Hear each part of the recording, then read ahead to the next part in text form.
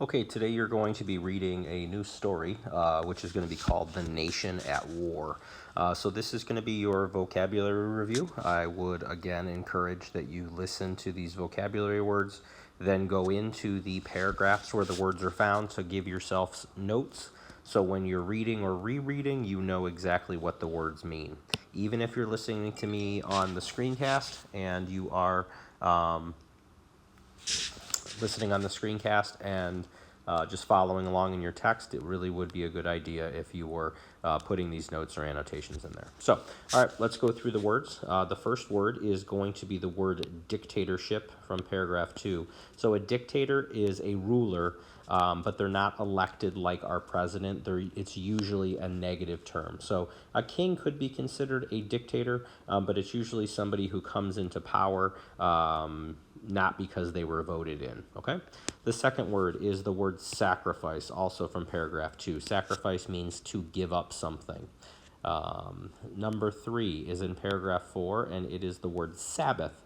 This is just a day of prayer, and it's usually referred to as a Sunday.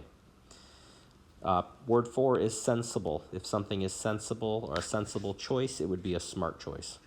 Number 5 is the word militias. A militia is an army made up of regular citizens or regular people. So not like soldiers who join an army. This was before we had our Army, Navy, Air Force, and Marines. So people in the United States would just protect their town, so they were considered a militia.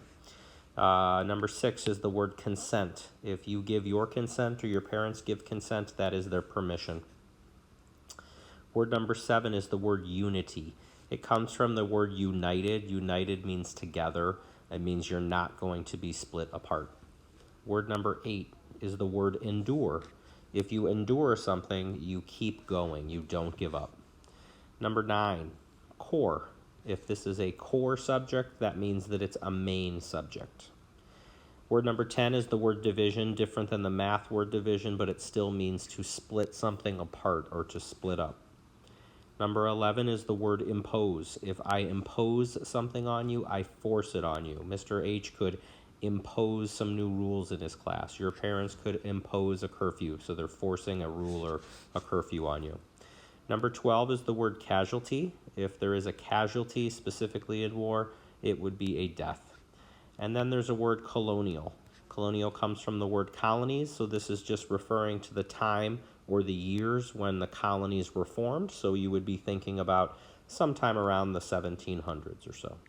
All right, make sure you get these notes in because the next thing we will do is we will read